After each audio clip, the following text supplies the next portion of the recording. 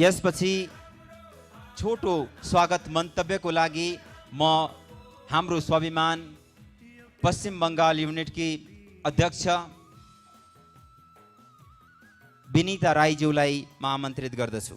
हाम्रो छिमेकी राज्य सिक्किमका सम्माननीय मुख्यमन्त्री श्री पवन चामलिङज्यू, परम पूजनीय बाबा रामदेवज्यू, परम पूजनीय आचार्य बालकृष्ण महाराज, जीटीए का प्रमुख कार्यपाल श्री विमल गुरुङज्यू, भारत का विभिन्न प्रान्तबाट पाल्नु भएका हाम्रो स्वाभिमानका सदस्यहरूलाई हाम्रो स्वाभिमानको तेस्रो अन्तर्राष्ट्रिय सम्मेलनमा स्वागत जनाउँदछु।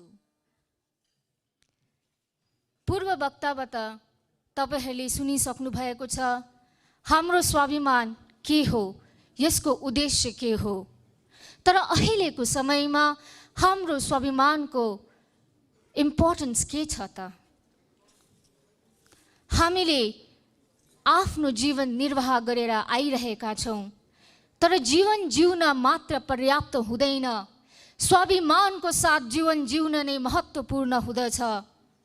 भौगोलिक रूपमा जहाँ पनि बसोबास गरे तापनि हाम्रो नेपाली भाषी गोर्खाहरूको दुःख र मर्म एउटै छ। हाम्रो कष्ट जति भए तापनि स्वाभिमानको साथ शिर ऊँचा गरेर जीवन व्यतीत गर्ने चाहना पनि एउटै छ। हो, हामी सिधा छौँ, तर हामी चेतनशील पनि छौँ। हामी बुद्धिवान, साहसी र विवेकले भरेका हौँ र यिनै हुँ हाम्रो धरोहरहरू र यिनैले नै हामीलाई अझै अभय र अजम्बरी बनाउँदछ। हाम्रो स्वाभिमानले युगौँ युगौँसम्म दुबोझै मौलिने हाम्रो सन्तानहरूलाई स्वाभिमानको साथ जीवन व्यतीत गर्ने सिकाउनेछ भन्ने आशा साँच्दछु। हाम्रो एकताको अर्थ पनि त एउटै छ। यसैले हामी एकबद्ध भएर हाम्रो लक्ष्यको प्राप्तिको निम्ति अघि बढौँ। सबैको जीवनमा सुख, शान्ति र समृद्धिले बसोबास गरोस् भन्ने आशा साँच्दै मेरो छोटो सम्भाषण यही समाप्त गर्दछु। धन्यवाद। अब म हाम्रो स्वाभिमानको तेस्रो अन्तर्राष्ट्रिय महासम्मेलनमा हामी सबैलाई मार्गदर्शन गरिदिनु हुनको लागि हाम्रा परम पूजनीय वन्दनीय स्वामीजी महाराजलाई म स्टेजमा आमन्त्रित गर्दछु। 3 दिन का प्रवास आज पूरा हो रहा है। हम यहाँ से शरीर से तो चले जाएंगे, लेकिन आप हमारे दिल में, दिमाग में, आत्मा में सदा बसे रहेंगे।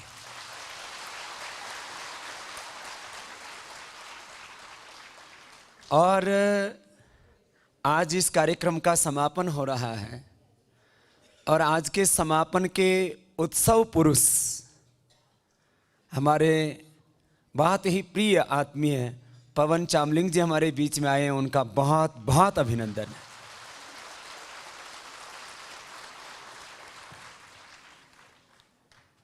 मुझे अभी सन तो याद नहीं, क्योंकि हम हर दिन इतना काम करते हैं कि पिछले याद रखने की फुर्सत नहीं रहती। फ्लॉपी फुल हो गई है। लेकिन जब पतंजलि योगपीठ पूरा बना नहीं था, उसकी जमीन कुछ ले ली गई थी, कुछ बाकी थी। आस्था पर कार्यक्रम आना शुरू हुआ था और जिस अध्यात्मवाद और राष्ट्रवाद की मशाल को लेकर के हम आगे बढ़ रहे थे, उससे आदरणीय पवन चामलिंग जी को इतना प्रेम हुआ। इन्होंने आस्था पर देखा और सीधे हरिद्वार पहुंच गए और वो पतंजलि योगपीठ के फाउंडर मेंबर बने। उसके लिए भी उनको बहुत बहुत बधाई। और आज हम कभी किसी का जो है बहुत ज्यादा जन्म पत्री नहीं खगोलते, लेकिन आज जब यहाँ परिचय दिया जा रहा था तब बताया जा रहा था कि 1950 में पैदा हुए। अभी 50, 60, 65 साल के हो गए, लेकिन लगता ऐसे ही है कि अभी 40-45 साल के ही है।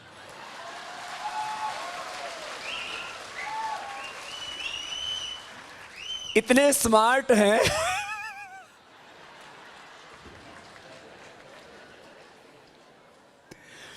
मुझे लगता है 100 साल तक ये हिलने वाले नहीं है।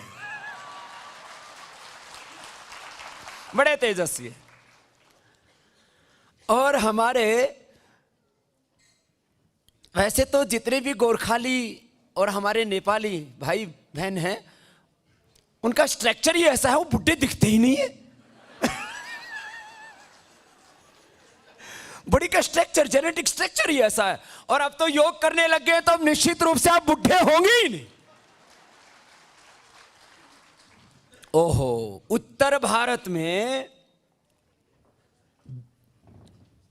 बिमल गुरुंग का नाम सुने तो लोग ऐसे बोलते रहे बड़ा खतरनाक आदमी है, वो एक आवाज दे देगा तो पहाड़ में आग लगा देगा।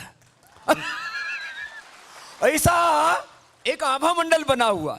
अब 3 दिन मैं अपने साथ देख रहा था, ये योद्धा तो पक्का है ही, अब योगी भी पक्का हो गया है।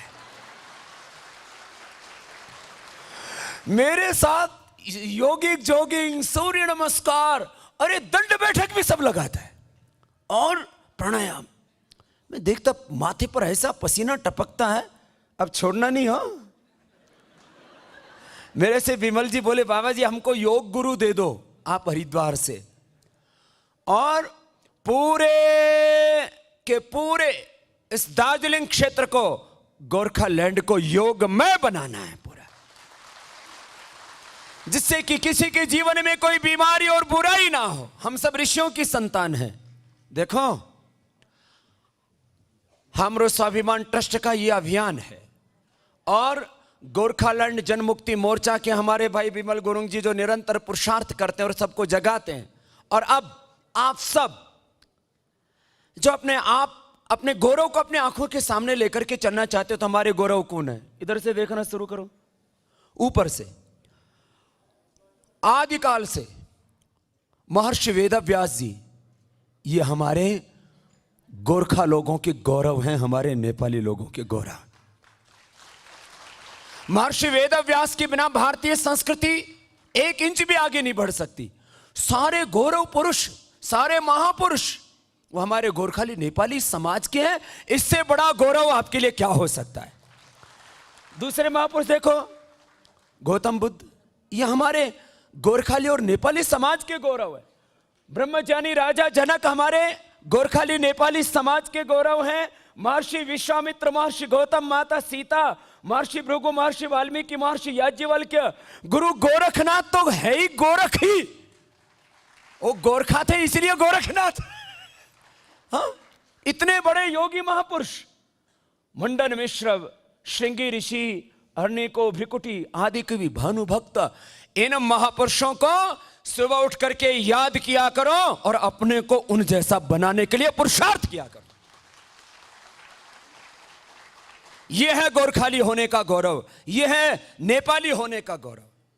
और देखो भाई, ये तो हमारे आध्यात्मिक महापुरुष और जो राष्ट्रीय जीवन के हमारे आदर्श महापुरुषों की सूची, शहीद दुर्गा मल्ल शहीद से लेकर के पद्म बहादुर से लेकर के सारा उधर आप देख रहे हो, इनको हमने प्रचारित किया, इसके लिए साहित्य भी बनाया है कि अपने आंखों के सामने कुछ तो, अपने घरों में हमें एक्टर एक्ट्रेस के चित्र नहीं लगाने, इन महापुरुषों के चित्र अपने आंखों के सामने रखो, ऐसा चरित्र बनाओ।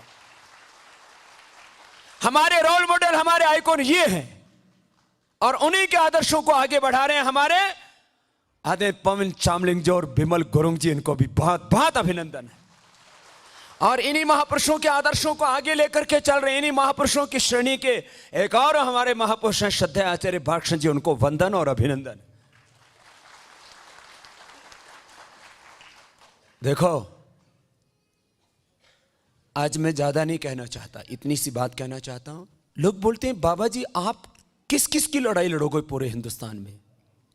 काले धन की, भ्रष्टाचार की, व्यवस्था परिवर्तन की, भारतीय संस्कृति की, पुनः प्रतिष्ठा की, स्वदेशी की, शिक्षा की, किस किस की लड़ाई लड़ोगे? मैं एक वाक्य में कहता हूं, जहां जहां भी सामाजिक, आर्थिक और राजनीतिक अन्याय होगा, वहां स्वामी रामदेव खड़ा होगा।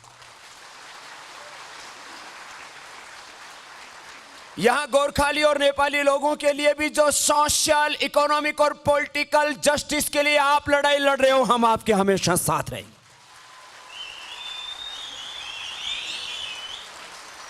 ये बात जस्टिस की है, ये बात न्याय की है, ये बात अन्याय के खिलाफत की है।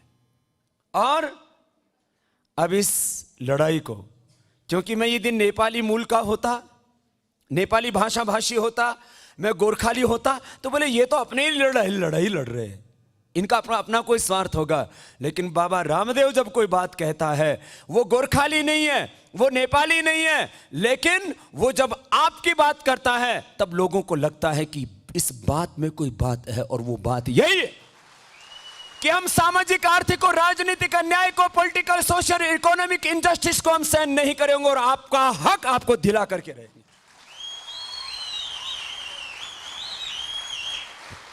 और ये बात एक गोरखाली और नेपाली समाज की नहीं है, पूरे देश में किसी के साथ भी अन्याय होगा, जब तक श्वास है, खून का अंतिम कतरा हमारी रगों में रहेगा, तब तक हम देश के लिए लड़ेंगे, उसके लिए जिएंगे, उसके लिए मरेंगे। ये होना चाहिए। और हिंदी भाषा भाषी राज्य कितने हैं? जो हिंदी बोलते हैं ऐसे राज्य कितने हैं? उत्तर प्रदेश सबसे बड़ा, मध्य प्रदेश सबसे बड़ा, फिर राजस्थान, हरियाणा, फिर इधर से हिमाचल, फिर उत्तराखंड, फिर बड़े बड़े राज्य हैं, बिहार, झारखंड, छत्तीसगढ़। जब इतने बड़े बड़े हिंदी भाषा भाषियों के राज्य हैं, तो दो छोटे छोटे तो राज्य नेपाली भाषा भाषियों के होने ही चाहिए। और जब नेपाली भाषा भाषियों की ये संघर्ष का ये अभियान है, तो इसमें भाई अपने प्रांत को तो हमारे पवन चामलिंग जी बहुत अच्छे से संभाल रहे हैं। 25 साल का एक बहुत बड़ा रिकॉर्ड इन्होंने बनाया है, बहुत बहुत अभिनंदन है। इतिहास पुरुष हैं ये। इतिहास, कुछ लोग इतिहास पढ़ते हैं, याद रखना, जिस जाति को, जिस समाज को अपने अतीत का गौरव, वर्तमान की चुनौतियों और स्वर्णिम भविष्य के सपनों का एहसास होता है, वही से धरती पर जिंदा रह सकती है। अतीत का गौरव, वर्तमान की पीड़ाएं, चुनौतियां और स्वर्णिम भविष्य के सपने, संकल्प अपने हृदयों में संजो करके जो आगे बढ़ते हैं, वही दुनिया में जिंदा रहते हैं। हमारे आदरणीय पवन चामलिंग जी, इन्होंने, मैंने कहा कुछ लोग इतिहास पढ़ते हैं, कुछ लोग इतिहास पढ़ते हैं, कुछ लोग इतिहास गढ़ते हैं। ये इतिहास गढ़ने वाले व्यक्ति है। हमारे पवन चामलिंग जी इतिहास पढ़ने वाले नहीं, इतिहास गढ़ने वाले हैं। अपने राज्य को तो संभालेंगे ही, गोरखालैंड के संघर्ष में भी वो साथ में खड़े होंगे। गोरखालैंड के लिए भी जो आंदोलन होगा, उसमें हमारे पवन चामलिंग जी साथ में होंगे। बोले भारत माता की। तो सब आप इससे सहमत है ना? तो इनको, ये हमारे आज के सम्मान पुरुष भी हैं और ये हमारे स्वाभिमान पुरुष भी हैं। बस आज मुझे इतनी बात कहनी थी। और अगली बात ये है, मैंने इसको जाहिर तौर पर अब भी कहा है, पहले भी कहा है और आगे भी कहता रहूंगा कि पूरी दुनिया के इतिहास में जब बहादुर कौमों को याद किया जाता है, तो उसमें गोरखा समाज सबसे ऊपर की श्रेणी में होता है। यह तो आपके शौर्य की, पराक्रम की, स्वाभिमान की गाथा है। यह तो आपके शौर्य की, पराक्रम की, स्वाभिमान की गाथा है। आज जिधर दुनिया चल रही है उसमें 4 चीजें बड़ी पावरफुल हैं: विधायिका, कार्यपालिका, न्यायपालिका और चौथी है ये खबरपालिका। ये हमारे मीडिया, ये भी बड़े पावरफुल है। तो भैया, ये सिक्किम में और गोरखालैंड में ही रह करके आपको पत्रकारिता नहीं करनी है, अब दिल्ली के किले को भी आपको फतह करना है, वहां पर भी आपको झंडे गाड़ने हैं।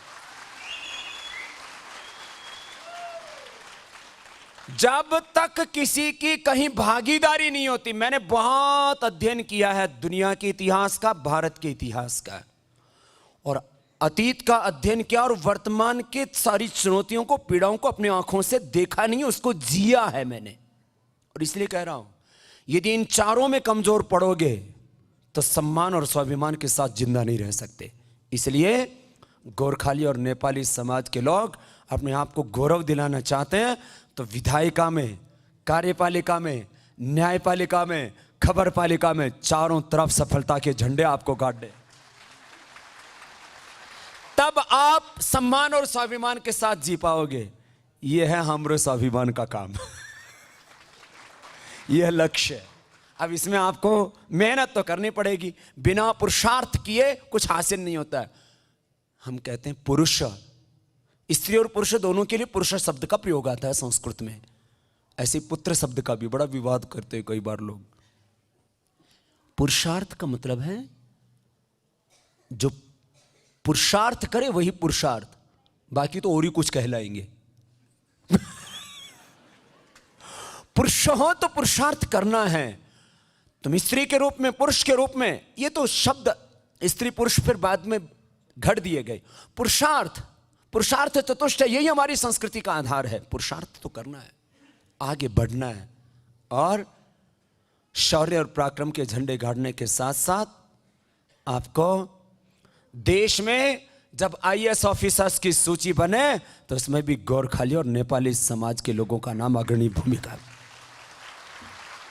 पहली पंक्ति में क्यों नहीं आना चाहिए? आईएएस हो, आईपीएस हो, डॉक्टर हो, इंजीनियर हो, साइंटिस्ट हो।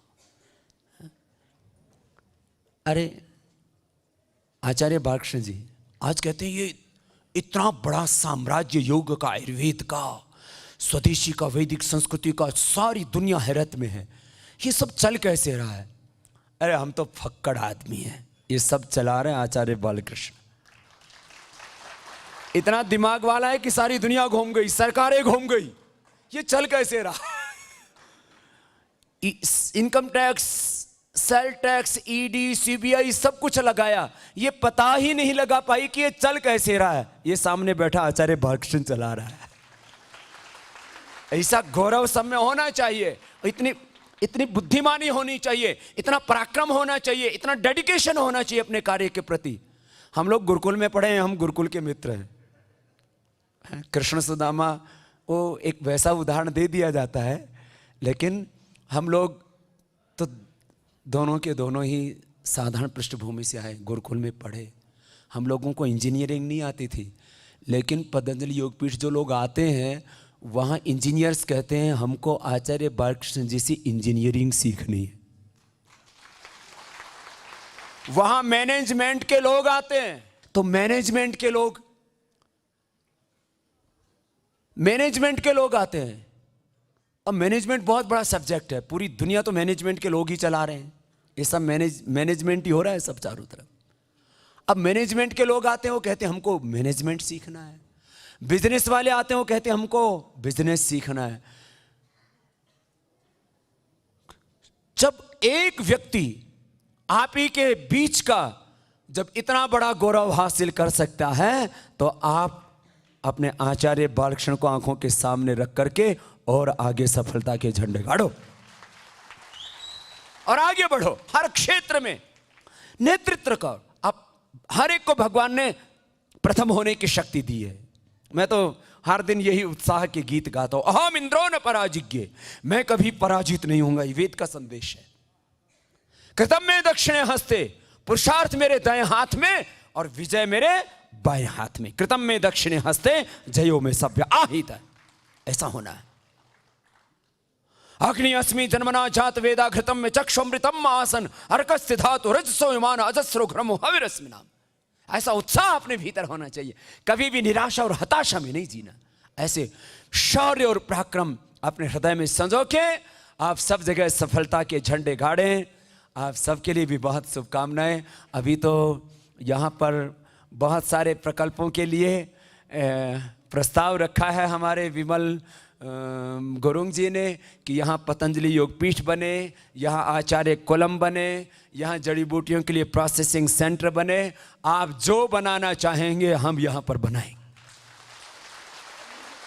और जो है पूरे देश को तो आगे बढ़ाना ही चाहेंगे, लेकिन उसमें दार्जिलिंग को, इस गोरखालैंड को और साथ में सिक्किम को भी जो भी आप अच्छा करना। हम तो भाई हमारे अपना कोई अपनी इच्छा है ही नहीं, हम तो अकाम हैं भैया, कोई अपनी इच्छा पाली नहीं। अपनी इच्छा पालते तो हम भी किसी एक को ले लेते, उसकी 2-4 चुन्नू मुन्नू होते, मम्मा पापा बोलते।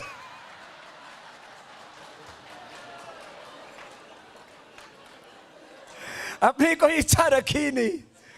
आप सबको ही अपना मान लिया। जितने बड़े हैं सब हमारे पिता तुल्य हैं, जितनी बड़ी हैं वो हमारी माँ हैं, जो हम उम्र है हमारे भाई बहन हैं, और उनके लिए जिएंगे, उनको लिए काम करेंगे। बस इतनी सी बात कह करके आप सबको बहुत बहुत बधाई देते हुए, और मैं गीत गाता हूँ ना, वैसा बनना है। इन महापुरुषों को भगवान राम, भगवान कृष्ण, भगवान शिव को अपने आंखों के सामने गाया था ना गीत पहले ही दिन, वापस वही गा देता हूँ। भगवान आर्यों को, हम सब आर्य पुत्र, ऋषि पुत्र है, अपने ऋषि धर्म का, आर्य धर्म का स्मरण दिलाता हूं। भगवान आर्यों को ऐसी लगन लगा दे, भगवान आर्य ऐसी लगन ऊपर वाले भी जोर से बोलो, आसमान से भी आवाज आए और धरती से भी।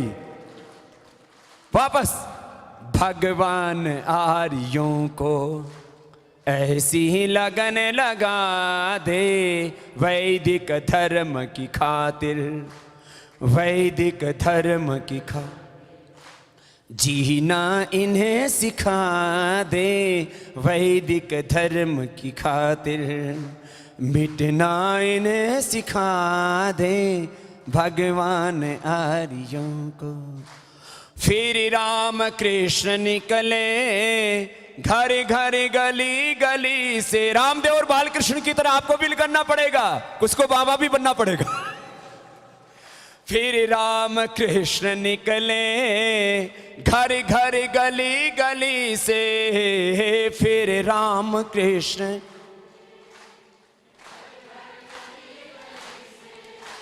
फिर राम कृष्ण निकले घर घर गली गली से, फिर